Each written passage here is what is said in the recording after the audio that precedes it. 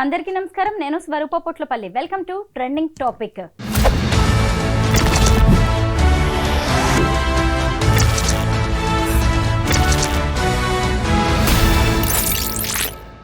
హైదరాబాద్లో కదులుతున్న ఎంఎంటీఎస్ ట్రైన్లో యువతిపై అత్యాచార యత్నం ఘటనలో దర్యాప్తును ముమ్మరం చేశారు పోలీసులు. మహేష్ అనే ఒక అనుమానితుడిని కూడా అదుపులోకి తీసుకుని విచారణ జరుపుతున్నారు. ప్రస్తుతం నాతో పాటు POW సంధ్య గారు ఉన్నారు. ఆవిడతో మాట్లాడి ఈ కేసు గురించి అనేక విషయాలు తెలుసుకుందాం. నమస్తే సంధ్య గారు. నమస్తే. చూసారా, 8 గంటల టైంలో కదులుతున్న ఎంఎంటీఎస్ ట్రైన్లో ఒక అమ్మాయి మీద అత్యాచార యత్నం చేయడం, ఆమె భయపడిపోయి ట్రైన్లోంచి దూకేయడం ఎంత భయంకరంగా, ఎంత బాధాకరంగా అనిపిస్తోందండి. 8 గంటల టైంలో అత్యాచార యత్నం అంటే మామూలు విషయమా? ఇది ఒక 3 రోజుల క్రితం జరిగిన ఘటన. అసలు రిపోర్ట్ అయిన రోజే ఆశ్చర్యపోయాం. అంటే ఒకప్పుడు ఢిల్లీ లాంటి నగరాల్లో బస్సుల్లో వెళ్ళే వాళ్ళని, బస్సుల్లో చివరి ప్రయాణం చేసేవాళ్ళని, అట్లాగే ఢిల్లీ చుట్టూ ఉండే యూపీ, హర్యానా రాష్ట్రాల నుంచి ఢిల్లీకి వచ్చి వెళ్ళేవాళ్ళు బస్సుల్లో చివరికి వెళ్తారు కదా, అట్లాంటి మహిళలు అక్కడ తరచుగా జరిగాయి. ఢిల్లీ రాజధానికి వచ్చి వెళ్ళే బస్సులు కానీ ఉత్తరాదిన బాగానే జరిగేటువంటి, దక్షిణాదిన తక్కువ, అసలు జరగలేదని లేవు. హైదరాబాదులో కంపారిటివ్లీ ఇతర నగరాలతో పోలిస్తే హైదరాబాద్ చాలా భద్రత కలిగిన నగరం మహిళల విషయంలో. అటువంటి హైదరాబాద్లో రకరకాల వాళ్ళు వచ్చి చేరడం, ఈ భద్రత అనేది రోజు రోజుకి అడుగంటిపోతుంది, కరువు అయిపోతుంది. ఇటీవల క్రైమ్ అగెయిన్స్ట్ ఉమెన్ బాగా దారుణంగా పెరుగుతోంది. అందులో భాగమే మొన్న జరిగిన ఘటన మేము కూడా చదివాం పేపర్లో 3 రోజుల క్రితం. అసలు విస్తుపోయాం. నడిచే ట్రైన్లో ఎంఎంటీఎస్,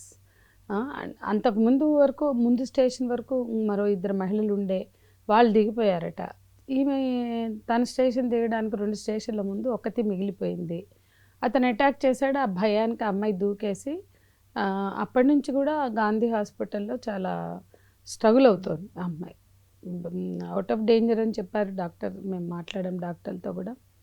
కానీ ఎందుకు వెళ్ళి డిస్టర్బ్ చేయదలుచుకోలేదంటే, ఇటువంటివన్నీ కూడా మీడియాలో చూపించడానికో మేము వెళ్ళాం సందర్శించామని కాదు. ఇటువంటి ఘటనల పట్ల నిజంగా భద్రత కల్పించడానికి ప్రభుత్వం మీద ఎట్లా ఒత్తిడి తీసుకురావాలనేది మేము ఆలోచిస్తున్నాం.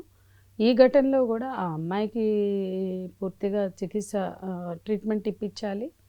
అట్లాగే ఈ ఘటన నేపథ్యం చూస్తే అసలు ఇటీవల కాలంలో అంటే ఇంతకుముందు ఆడవాళ్ళు ఎక్కడ వాళ్ళ పని ప్రదేశాల నుంచి కానీ వాళ్ళ అవసరాలను బట్టి కానీ వెళ్తూ వస్తూ, ఇప్పుడు ట్రైన్లు ఎక్కుతారు, 10ంటికి వస్తుంది అనుకున్న ట్రైన్ లేటుగా వస్తుంది 11ంటికి.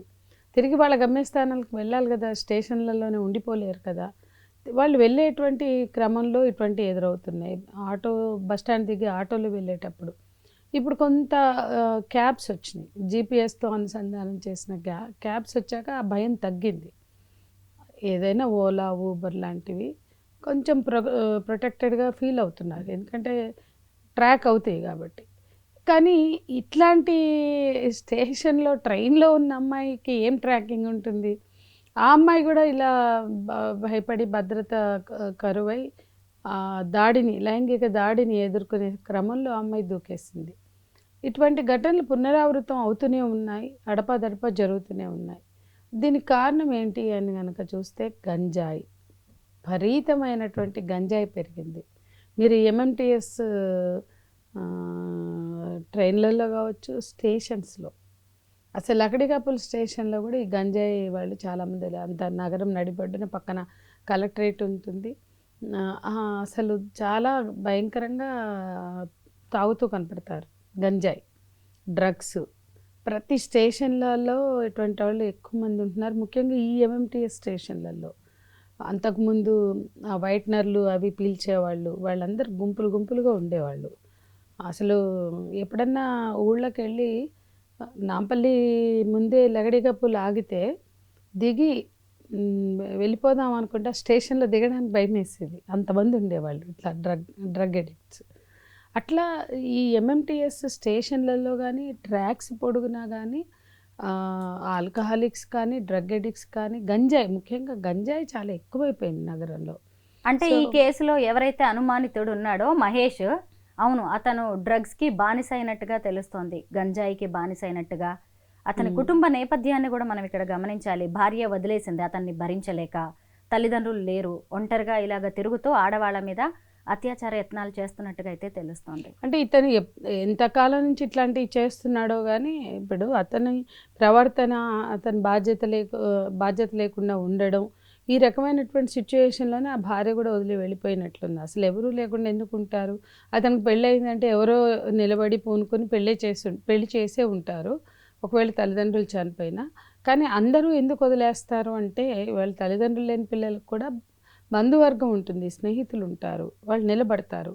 కానీ ఇతను ఆ డిసిప్లిన్ లేదు, గంజాయికి బానిస అయ్యాడు కాబట్టి బహుశా అతని బంధువర్గం కూడా వదిలేసి ఉంటుంది, అతని భార్య కూడా వదిలేసి ఉంటుంది. కానీ తాడు బొంగరం లేకుండా ఉన్నాం కాబట్టి, టికాణా లేని వాళ్ళం కాబట్టి ఏ అమ్మాయి కనపడినా మా ప్రాపర్టీ అనుకోవడానికి కుదరదు.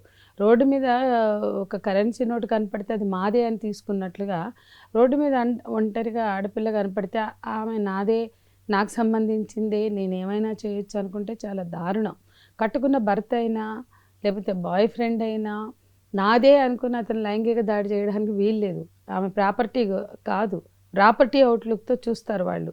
నా గర్ల్ ఫ్రెండ్, నా వైఫ్, నేను ఎప్పుడు కోరుకున్నా నాకు అవైలబుల్గానే ఉండాలి, నాకు మూడు వచ్చినప్పుడల్లా ఆమె కోరిక తీర్చాలనే విధంగా ఉంటే తప్పు అని చట్టం చెప్తుంది.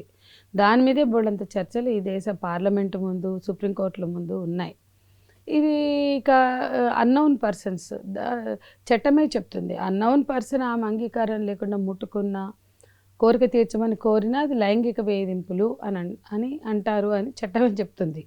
అంటే బయట వ్యక్తులు, అన్నౌన్ అంటే ఆమె అంటే తన జీవితంలో ఉన్న ప్రియుడో భర్తో అయితే వాళ్ళకి రైట్ ఉందని వాళ్ళు ఫీల్ అవుతారు, కానీ ఆ రైట్ లేదు అనేది కూడా చాలా స్పష్టంగా ఉద్యమాలు డిమాండ్ చేసినాయి, చట్టాలు కూడా వచ్చాయి ఆ మేరకే.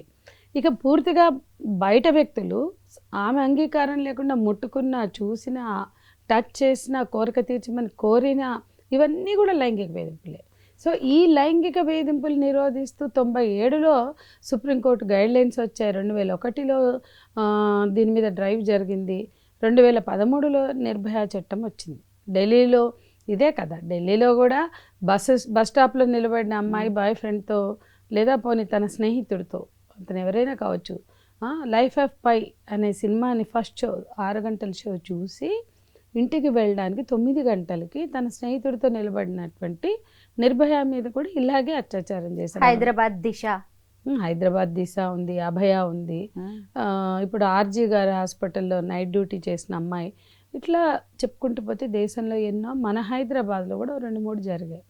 అంటే ఇంకా చాలా జరిగాయి, 2-3 అని తగ్గించడానికి లేదు, దిశ అభయ కాకుండా ఇంకా చాలా జరిగాయి.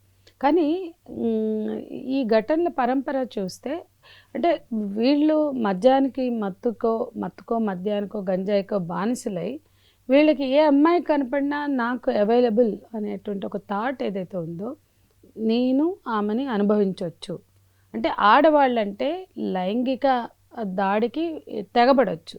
ఎందుకంటే ఆడవాళ్ళ ఆ సెక్స్ కోరికలు తీర్చే అవయవాల కుప్పలు, అంటే స్త్రీ శరీరము మగవాళ్ళ కోరికలు తీర్చేటువంటి ఒక ఆయుధం, లేదా మగవాళ్ళ కోరికలు తీర్చేటువంటి ఒక సాధనం స్త్రీ శరీరం. అందుకే మీరు చూడండి, ఎంత చదువుకున్న వాళ్ళైనా, ఎలాంటి సెక్షన్స్ అయినా, ఏ ప్లేసుల్లో అయినా ఆడవాళ్ళు ఎదుర్కొనేది వాళ్ళ బాడీతోటి ఐడెంటిఫై చేయడం. బాడీ షేమింగ్స్ ఉంటాయి, కలర్లు, హైట్లు, వెయిట్లు, అందాలు, చందాలు, అన్నిటికీ సంబంధించినటువంటి జడ్జిమెంట్స్ ఉంటాయి. అవతల వాళ్ళు ఎందుకు ఆ జడ్జిమెంట్స్ ఇస్తారు, ఎందుకు ఆడవాళ్ళ పట్ల అంత జడ్జిమెంటల్గా ఉంటారు అంటే వాళ్ళ క్యారెక్టర్ని పక్కకు పెట్టి, అంటే వాళ్ళ వ్యక్తిత్వం, నా దృష్టిలో క్యారెక్టర్ అంటే ప్రతి స్త్రీకి ఒక వ్యక్తిత్వం ఉంటుంది. ఆ వ్యక్తిత్వాన్ని గుర్తించకుండా ఆమె బాహ్య రూపాన్ని చుట్టూ ఎందుకు ఈ వ్యక్తీకరణలు వెలుబుచ్చుతారు, ఎందుకు ఎక్స్ప్రెస్ చేస్తారు అంటే ఓవరాల్గా స్త్రీని సెక్స్ ఆబ్జెక్ట్గా చూస్తారు.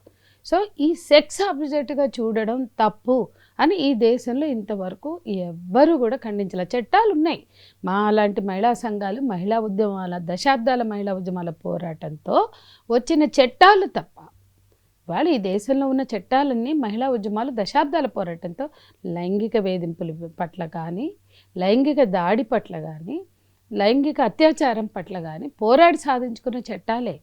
ఎందుకంటే పురాణ కాలం నుంచి కూడా నచ్చిన అమ్మాయిని అనుభవించవచ్చు అనే కాన్సెప్ట్ భారతదేశంలో ఉంది. ఊరికే మాట్లాడతారు, దేవతగా చూస్తాం, పూజిస్తాం, గుర్తిస్తాం, గౌరవిస్తాం అని ఏం లేదు.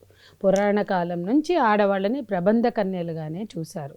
ఆడవాళ్ళని లైంగిక కోరికల్ని ప్రేరేపించే సాధనాలుగానే చూశారు.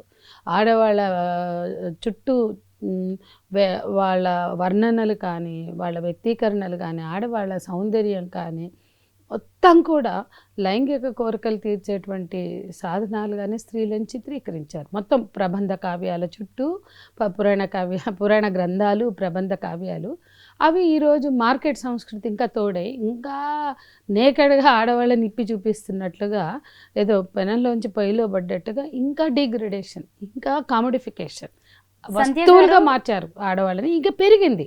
పోర్న్ సైట్స్ వచ్చి చేతిలో పడ్డాయి. ప్రతి వాడికి స్మార్ట్ ఫోన్, అప్పు చేసైనా స్మార్ట్ ఫోన్ కొంటాడు.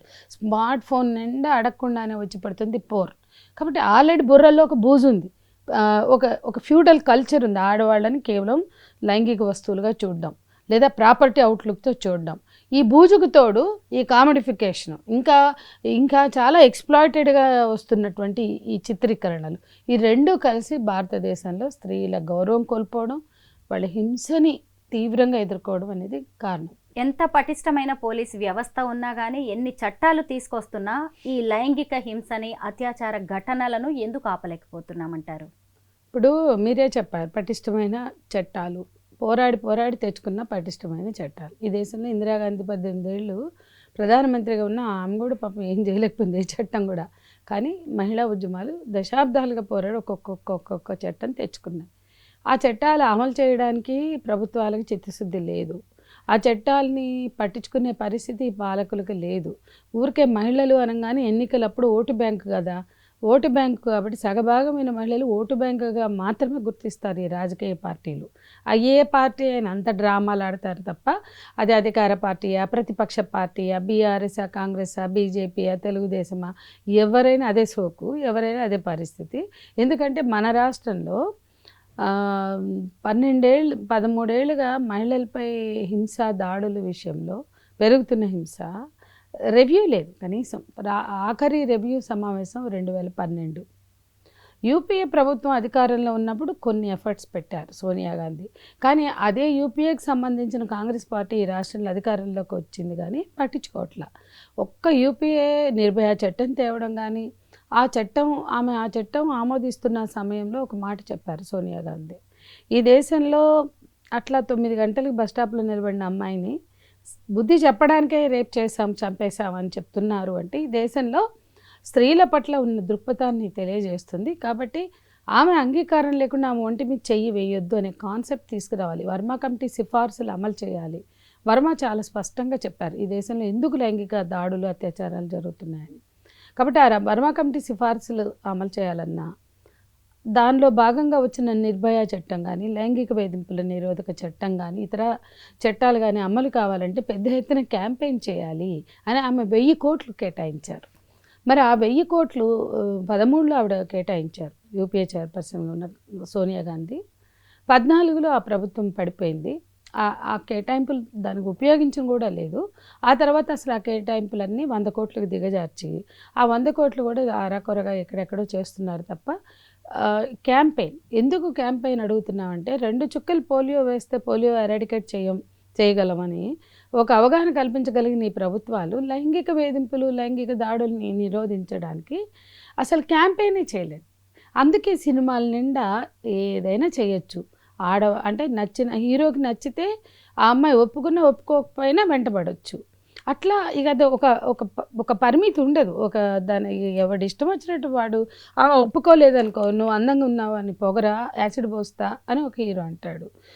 ఇంకో హీరో ఏమో వెంటబడే వరకు, ఆమె ఒప్పుకునే వరకు వెంటబడతాడు. ఇంకో సినిమాలో ఇంకో హీరో తీసుకుపోయి బూత్ బంగ్లాలో పెట్టో లేకపోతే అడవిలోకి తీసుకెళ్ళో, నేను రేప్ చేయలేదు కాబట్టి నిజమైన ప్రేమ అని గుర్తించమంటాడు.